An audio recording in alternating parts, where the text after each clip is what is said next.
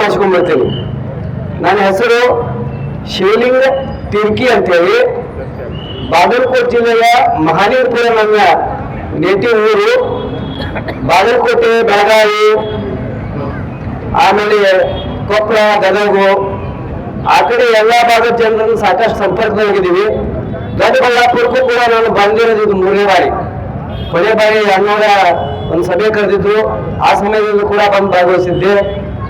ಅದಾದ್ಮೇಲೆ ಬಂದ ಬೆಂಗಳೂರಲ್ಲಿ ಕೂಡ ಕೂಡಿದ್ವಿ.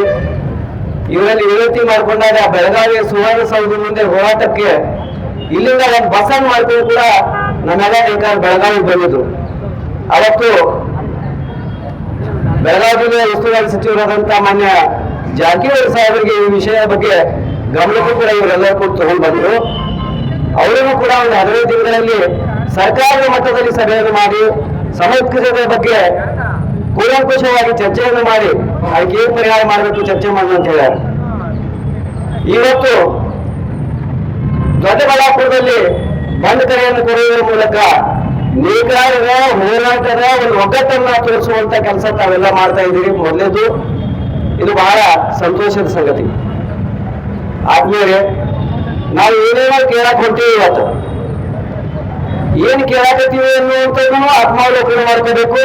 ಜೊತೆಗೆ ನಾವು ಕೇಳುವಂತದ್ದು ಸರಿಯಾಗಿ ಕಾನೂನಿನ ಚೌಕಟ್ಟಿನೊಳಗೆ ನಾವು ಅದನ್ನು ಮಾಡೇ ತೀರ್ಬೇಕು ಅನ್ನುವಂತ ಒಂದು ಇಚ್ಛಾಶಕ್ತಿಯನ್ನು ನಾವು ಹೊಂದಿರಬೇಕು ಇವತ್ತು. ಯಾಕಂತಂದ್ರೆ ಇಡೀ ರಾಜ್ಯದಲ್ಲಿ ಬೇರೆ ಬೇರೆ ಜಿಲ್ಲೆಯಲ್ಲಿ ಬೇರೆ ಬೇರೆ ತರಹದ ನೇಕಾರಿಕೆ ಐತಿ.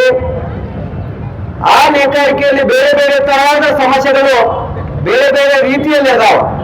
ಅದರ ಬಗ್ಗೆ ಯಾವುದೇ ನಮ್ಮನ್ನ ಆಳುವ ಜನಪ್ರತಿನಿಧಿಗಳಿಗೆ ಎಲ್ಲಷ್ಟು ಗೊತ್ತಿಲ್ಲ.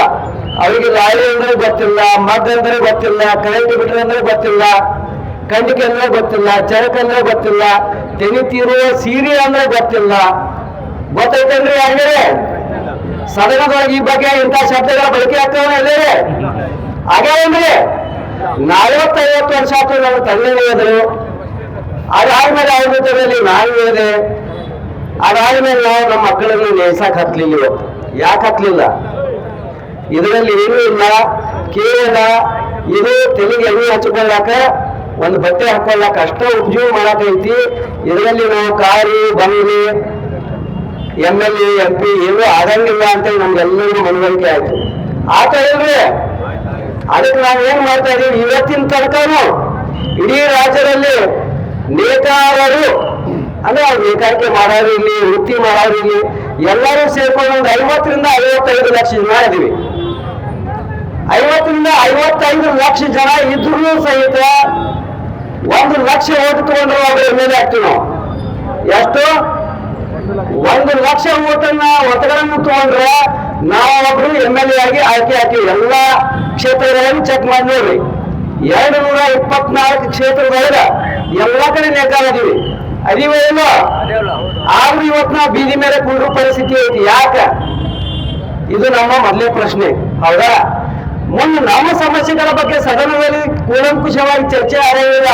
ಯಾಕಂದ್ರೆ ಕಾನೂನಿನ ಒಂದು ಚೌಕಟ್ಟನ್ನು ಮಾಡುವಂತಹ ಜನಪ್ರತಿನಿಧಿಗಳು ಅಲ್ಲಿ ನೇಕಾರರಾಗಿ ಇರಬೇಕಾಗಿತ್ತು. ನಾವು ಅದಿವೇನೋ ಇಲ್ಲ, ಎಲ್ಲರೂ ಬೀದಿ ಮೇಲೆ ಆಗಿವಿ. ಅಲ್ಲಿ ನಮ್ಮ ಬಗ್ಗೆ ಮಾತಾಡೋರು, ಸಮಗ್ರವಾಗಿ ಚರ್ಚೆ ಮಾಡೋರು ಯಾರೇ ಅದಾರನೋ ಅದು ಇಲ್ಲ. ಅಂದಾಗ ನಾವು ಕೇಂದ್ರ ಮಟ್ಟದವರೆಗೆ ಹೆಂಗೆ ಕಾನೂನನ್ನ ತಿದ್ದುಪಡಿ ಮಾಡಕ್ ಸಾಧ್ಯತೆ ಅನ್ನುವಂಥದ್ದನ್ನು ನಾವು ಇವತ್ತು ಅರ್ಥ ಮಾಡ್ಕೊಳ್ಬೇಕು. ಅದನ್ನು ತಿದ್ದುಪಡಿ ಮಾಡಕ್ ಸಾಧ್ಯತೆ ಐತಿ, ಆದ್ರೆ ನಾವು ಗಟ್ಟಿಯಾಗಿ ರೋಡ್ ಮೇಲೆ ಅಂದ್ಕೊಂಡಿರ್ಬೇಕು. ಅದಕ್ಕಾದ್ರೂ ಗಟ್ಟಿ ಇದೀವನೋ ಇಲ್ಲ. ಇವತ್ತು ದೊಡ್ಡಬಳ್ಳಾಪುರ ಬಂದ್ ಕರೆ ಕೊಡ್ತೀವಿ, 1 ಲಕ್ಷ ಜನ ನೇಕಾರ ನಾವು ಅದೀವಿ ಅಂತ ಹೇಳ್ತೀವಿ. ಆದ್ರೆ ಇಲ್ಲಿ ಎಷ್ಟು ಜನ ಕೂಡಿ ನಾವು ಕೂಡಿದ ಜನರಲ್ಲಿ ಮತ್ತು ನೆಲಗಳು ಬೇರೆ ಕಡೆ ಕುಂತಾರ, ನಮ್ಮ ಮಾತುಗಳು ಕೇಳಿಸುವಂತ ಬೇರೆ ಕಡೆ ಕುಂತಾರ. ಈ ರೀತಿಯಾದ ಹೋರಾಟ ಎಲ್ಲೂ ಆಗಕ್ ಸಾಧ್ಯ ಇಲ್ಲ. ಆಮೇಲೆ ಸತ ಮನೆಗೆ ಹೋಗುವಂತ ತಯಾರಿಯಲ್ಲಿ ಎಲ್ಲರೂ ಕೂಡ ಹೇಳ್ತು ಬಿಟ್ಟಿದ್ರು. ದಯವಿಟ್ಟು ಹೋರಾಟ ಅಂದ್ರೆ ಗಟ್ಟಿಯಾಗಿ ಕೂಡುವುದನ್ನು ಮೊದಲು ಕಲಿಬೇಕು. ನಾವು ಕಲಿಬೇಕು ಬಾರಿ, ಕೂಡ್ಬೇಕು ಬಾರಿ. ನಾವು ಕೆಳಗ ನಾವು ಕೆಳಗೆ ಕುಂಡ್ರಾಗಲೇ ಗಟ್ಟಿಲ್ಲ ಅಂದ್ರೆ ನಮ್ಮ ಹೋರಾಟ ಹೆಂಗ್ ಗಟ್ಟಿ ಆಗಕ್ ಸಾಧ್ಯ ಐತಿ?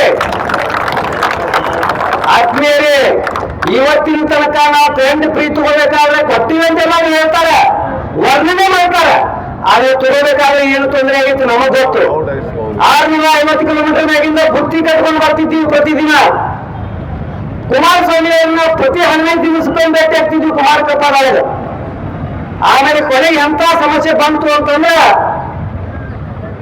ಸಿದ್ದರಾಮಯ್ಯ ಮುಖ್ಯಮಂತ್ರಿ ಆಗೋಕ್ಕಿಂತ ಮುಂಚೆ ಅವ್ರನ್ನ ಭೇಟಿ ಮಾಡಿದ್ದೀವಿ. 6 ತಿಂಗಳಕ್ಕಿಂತ ಮುಂಚೆ ಸಮಸ್ಯೆ ಇದೆ, ಕೋವಿಡ್ ಬಂದೈತೆ, GST ಬಂದೈತೆ, ನಮ್ಗೆ ಬೇಕಾಗಲ್ಲ, ಬೀದಿ ಮೇಲೆ ಬಂದಿವಿ, ಉದ್ಯೋಗ ಇಲ್ಲ, ಬೇರೆ ನಾವು ಕೈಪಲ್ಯ ವ್ಯಾಪಾರಕ್ಕೂ ಹೋಟೆಲ್ ಕೆಲಸಕ್ಕೂ ಹೊಂಟಿವಿ. ಇಡೀ ರಾಜ್ಯಗಳಲ್ಲಿ ಬೇಕಾದರೂ ಎಲ್ಲ ಕಡೆಗೂ ಮತದಾನ ಮಾಡಿ ನಿಮಗೆ ಅಧಿಕಾರವನ್ನು ಕೊಡ್ತಾರೆ. ಆದ್ರೆ ನೀವು ನಮ್ಮ ಬಗ್ಗೆ ಚಿಂತನೆಯನ್ನು ಮಾಡಲಿಲ್ಲ, ಸಭೆ ಕರೀಲಿಲ್ಲ. ರಾಜ್ಯದಲ್ಲಿ ರೈತರನ್ನು ಸಭೆ ಕರಿತೀವಿ, ಅಧಿವೇಶನಕ್ಕಿಂತ ಮುಂಚೆ, ಬಜೆಟ್ಗಿಂತ ಮುಂಚೆ ಏನ್ ಬಜೆಟ್ ಮಾಡ್ಬೇಕು, ನಿಮ್ಗೆ ಏನ್ ದುಡ್ಡು ಇರ್ಬೇಕು ಕೇಳ್ತೀವಿ. ನಾವು ನೇಕಾರರು ಇಡೀ ದೇಶದ ಮಾನ ಮುಚ್ಚುವಂತ ಒಬ್ಬ ನೇತಾರರು ನೀವು ಕರೆಯಂಗಿಲ್ಲ. ನಮ್ಮ ಜೊತೆ ನಮ್ಮ ಸಮಸ್ಯೆಗಳನ್ನು ನೀವು ಚರ್ಚೆ ಮಾಡಂಗಿಲ್ಲ. ಯಾಕೆ ನೀವು ಅಧಿಕಾರ ಮಾಡ್ತೀರಿ ಅಂತೇಳಿ ಪ್ರಶ್ನೆ ಮಾಡಿಲ್ಲ. ಇವ್ರಿಗೆ ನಾನು ಹೇಳೋ ತಾಕತ್ತಿಲ್ಲ. ಈ ಆಡಳಿತ ಪಕ್ಷದಾಗೆ ಮುಂದಿನ ಸಲ ನಮ್ಮ ಸರ್ಕಾರ ಬಂದ್ರೆ ನಾನು ನಿಮಗೆ ಉಚಿತ ಕರೆಂಟ್ ಮಾಡಿಕೊಡ್ತೀನಿ ಅಂತ ಅವತ್ತು ಹೇಳಿದ್ರು. ಅದನ್ನು ನಾವು ಆಧಾರ ಇಟ್ಕೊಂಡ್ವಿ 6 ತಿಂಗಳಿಗಿಂತ ಮುಂಚೆ. ಅದಾದ್ಮೇಲೆ ಚುನಾವಣೆ ಸಮಯಗಳಲ್ಲಿ ಹೇಳ್ಕೊಂಡು ಅಡ್ಡಾಡಿದವರು 10 HP ಫ್ರೀ ಕೊಡ್ತೀವಿ, 20 HP ಫ್ರೀ ಕೊಡ್ತೀವಿ ಅಂತೇಳಿ. ಆ ವಿಡಿಯೋ ನೋಡಾಕ ಅವ್ರಿಗೆ ಆಗಿದ್ದಿಲ್ಲ, ನಾ ಏನ್ ಮಾತಾಡಿದ ಅವ್ರಿಗೆ ಅರಿವಿದ್ದಿದ್ದಿಲ್ಲ. 1,000 ಜನ ಬುತ್ತಿ ಕಟ್ಕೊಂಡು ರೈಲು ತುಂಬಿಕೊಂಡು ಬಂದಿವಿ ಅಲ್ಲಿಂದ ಎಲ್ಲರೂ ಕೂಡ ಬೆಂಗಳೂರಿಗೆ ಫ್ರೀಡಂ ಪಾರ್ಕಲ್ಲಿ. ಬೆಳಿಗ್ಗೆ ಮಳೆ ಪ್ರಾರಂಭ ಆಯ್ತು, ಹೋರಾಟ ಪ್ರಾರಂಭ ಆಯ್ತು. ಆ 1,000 ಜನ ಎಲ್ಲ ಅಲ್ಲಿ ನಮ್ಮ ಬುತ್ತಿ ತೋರಿಸ್ಕೊಂಡಿವಿ, ನಮ್ಮ ಬಟ್ಟೆ ತೋರಿಸ್ಕೊಂಡಿವಿ. 1 ಸಾರಿ ಆಗಲಿಲ್ಲ, 2 ಸಾರಿ ಆಗಲಿಲ್ಲ. ಸಾಯಂಕಾಲದವರೆಗೆ 5-6 ಗಂಟೆವರೆಗೆ 3-4 ಬಾರಿ ಮಳೆ ಆಯ್ತು. ದಯವಿಟ್ಟು ಕೂಡ್ರಿ, ಎಲ್ಲರೂ ದಯವಿಟ್ಟು ಕೂಡ್ರಿ. ಇದು ಹೋರಾಟ ಐತಿ. ಇಲ್ಲ ಮತ್ತೆ ಜಲ್ದಿ ಮುಗಿಸೋದಂದ್ರೆ ಮಾತು ಮುಗಿಸ್ಬಿಡಿ, ಏನ್ ತೊಂದರೆ ಇಲ್ಲ. ಆದ್ಮೇಲೆ ನಿಮ್ಮ ಸಲುವಾಗಿ 600 ಕಿಲೋಮೀಟರ್ ಇಂದ ನಾವು ನಿಮ್ಮ ಜೊತೆ ಇರಬೇಕು, ನಿಮ್ಮ ಹೋರಾಟಕ್ಕೆ ಬೆಂಬಲ ಮಾಡಬೇಕು, ನಿಮ್ಮನ್ನು ಕರ್ಕೊಂಡು ನಮ್ಮ ಹೋರಾಟ ಯಶಸ್ವಿ ಮಾಡಬೇಕು ಅನ್ನೋ ಉದ್ದೇಶದಿಂದ ಇವತ್ತಿಗೆ ಬಂದಿಲ್ಲ ನಾವು.